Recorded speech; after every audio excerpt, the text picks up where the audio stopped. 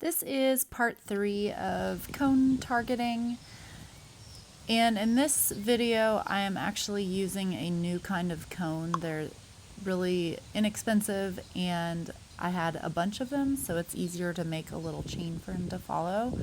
And this is the first time I've used this new kind, and I just introduced it to him really quickly, and he really had no problem switching from seeing that as something he needed to target. So because I have multiple of these, what I'm doing is placing them and giving him kind of a crumb trail to follow. And my hope is that when I toss a new one down, I can say target and he'll go to the new one. Target. Not that one. There's another one. Because again, with the cone targets, I'm only rewarding him one touch per cone. So he either has to leave and come back to this one, or he has to go to the next one before I will click and reinforce. Good boy. So you can see he's picking this up pretty quickly, and I'm putting them pretty close together to make it easy for him, and I'm actually just tossing them out one at a time so he can kind of see where it goes. Some horses may do better if they're already laid out, but he seems to do pretty well with this. And what I'm trying to do is make a little bit of a circle. Target.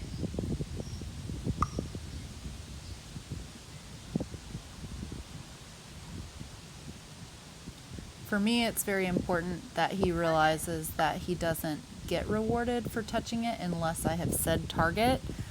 And that's just because I don't want him to see something that looks like this and think that he will get rewarded if he runs over to it or drags a rider or someone holding a lead rope to it. I want it to be something that is on cue that he doesn't do unless the cue of me saying target is utilized. So right here he goes off to get a little drink out of the water trough, so I just edited that part out, and I have rearranged the cones a little bit so they're making more of a circle.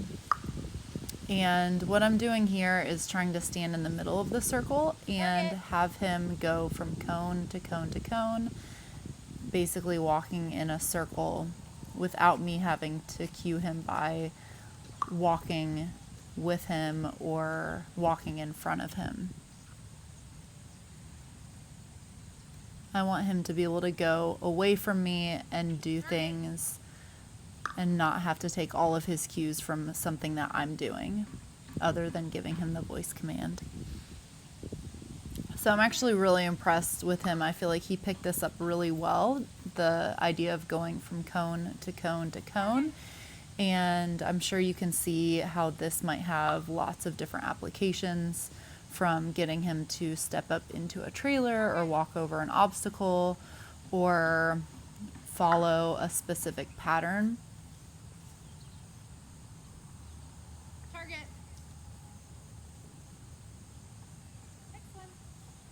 Over there. Target. Right now, I'm not really worrying about the order of the cones that he goes to as long as he's going to the next cone. This is something that I could get pickier about if I wanted him to go in a specific order. But for right now, I'm just glad that he's not trying to just come to me the whole time and follow me. You can notice now that he's really not even paying attention to me as much. He's really just looking for the next target to go to, which is great. That's kind of what I'm after. I want to be able to send him out away from me to do a pattern, and then I can approach him with the food reward when I need to. Target. Next one. Over there. Skip one.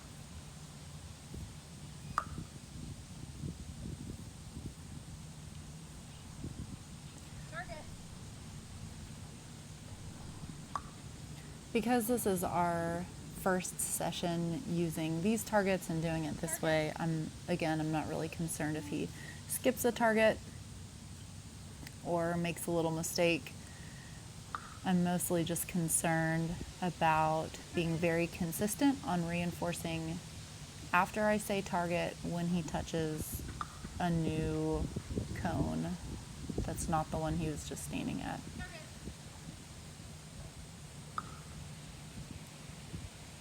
So the next video, I continue doing the same thing, but I change a few things to make it a little bit more challenging.